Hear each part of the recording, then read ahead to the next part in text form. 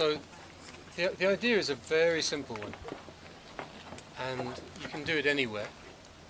You can do it inside a classroom or inside a school or just outside a school. Do it on the street, but we thought it might be fun to come down here and do it here. And the idea is simply to listen and make a note of any sounds that you hear. And then we will compare notes. So if this were a class, I would say don't say anything, just listen and write down any sounds you hear. In a few minutes we'll compare notes.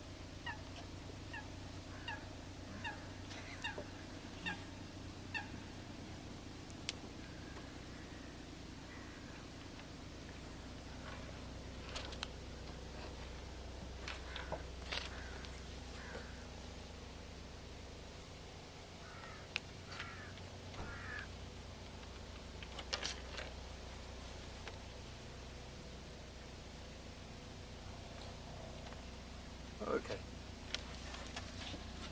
Just find someone to talk to, make a little group of 2 or 3 or 4, and see if you heard the same things, and see if you used the same language to describe what you heard.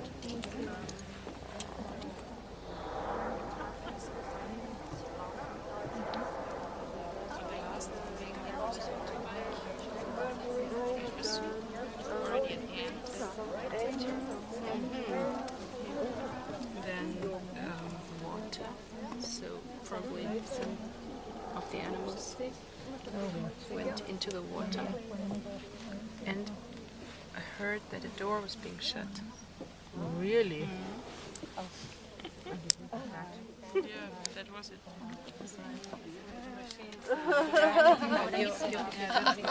Perfect.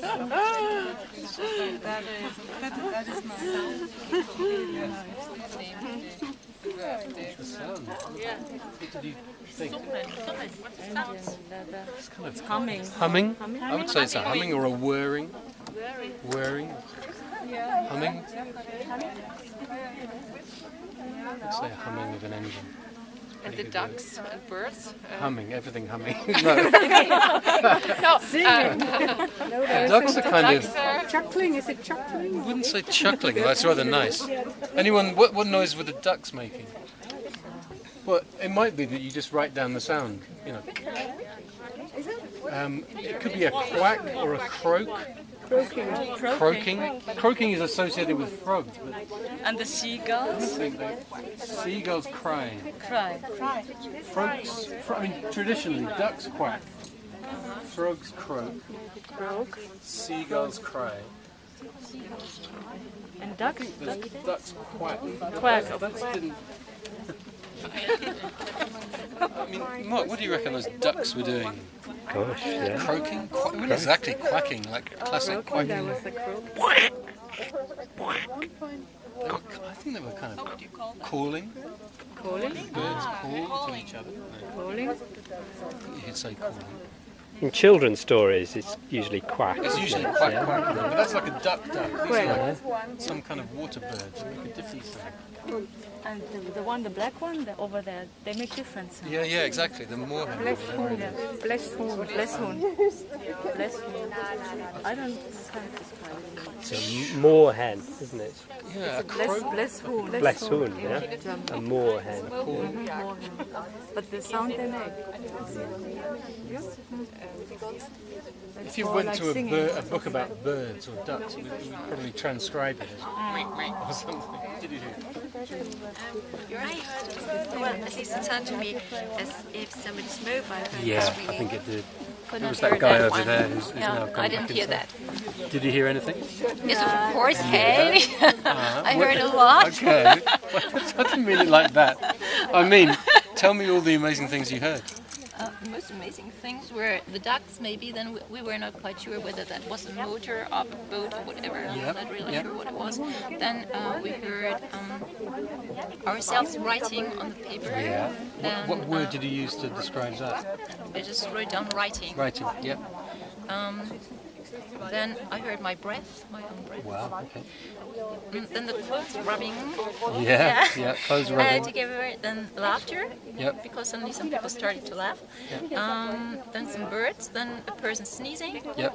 And then I heard a bird. I don't really know its name, neither in German nor No, well, English. that's So this where is a problem. we run out of Yeah. language. Yeah, this is Kind of interesting Yeah, this because we hear things and we can't even think of the word in was our like a first whistle, language. but I didn't know what It's some kind of animal it was. water bird, It was a water bird. But waterfowl. I think the sound of the pen could be scratching, yeah, scratching. scratching the pen. What I Anything made of extra? it. Yep. Poem. Oh, wow.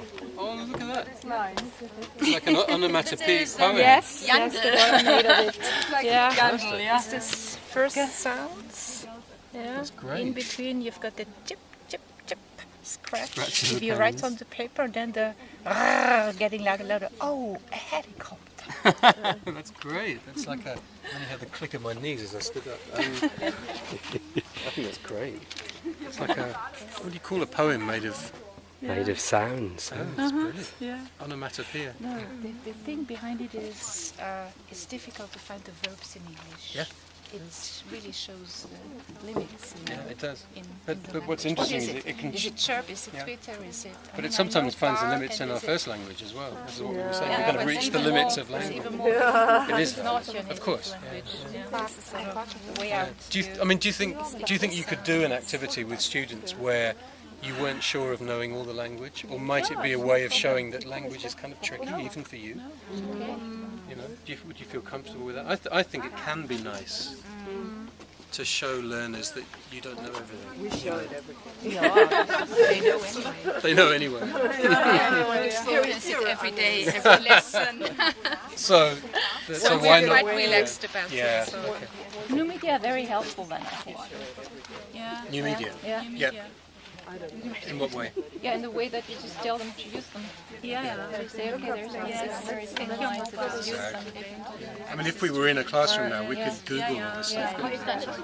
Outside the classroom as well. I mean, Sure. they have so many apps and dictionaries. Exactly. So if we don't have the smartphone, then they do. No, Yeah. they do. Perfect.